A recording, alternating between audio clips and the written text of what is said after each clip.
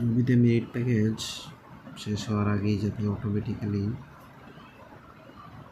এটা রিচার্জ হয়ে ওই সিস্টেমটা আসতে থাকে অটো রিচার্জ। আমার এখানে মূলত অনেক মিনিট আছে,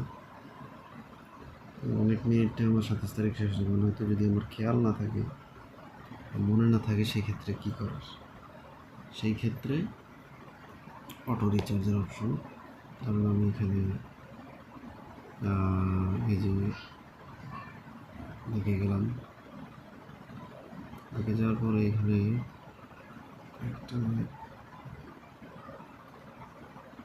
পাওয়া না যায়, সেক্ষেত্রে আপনি সার্চ বারে গিয়ে অটো রিচার্জ অপশন দেবেন।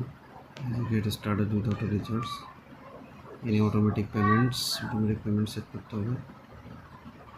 যাই হোক, এখন কবে রিচার্জ করবো আমি এটা একটা দেখাই দিচ্ছে। রিচার্জ ধরেন আপনি এভরি সানডে দিতে হবে নাকি মানডে দিবেন, যেদিন দিবেন ওই দিন দিবেন। রিচার্জ আফটার 7 দিন, 15 দিন, 30 দিন।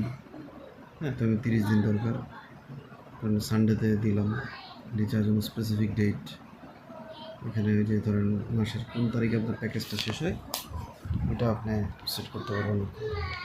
যাই হোক, এখন কোন নাম্বারে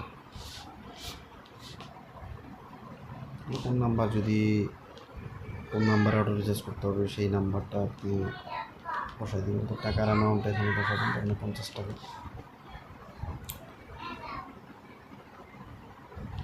তারপরে মোবাইল নাম্বার দেবেন, আমি একটা মোবাইল নাম্বার দিলাম।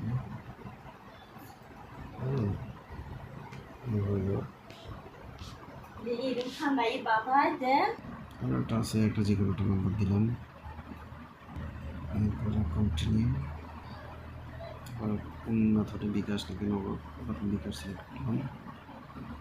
সেভ দিস পেমেন্ট মেথড, সেখানে সেভও করতে পারবেন, ওখানে নগদ দিতে পারবেন। তারপরে আপনি চাইলে কনফার্ম করে দিতে পারবেন যে কনফার্ম, ব্যাস এই তো। এরপরে অ্যাকসেপ্ট করবেন, আনঅ্যাকসেপ্ট করলেন। এই যে নগদ অ্যাকাউন্ট নাম্বার দেবেন, ওটিপি আসবে, ওটিপি দিবেন, এরপরে আশা করি অটো রিচার্জ হয়ে যাবে।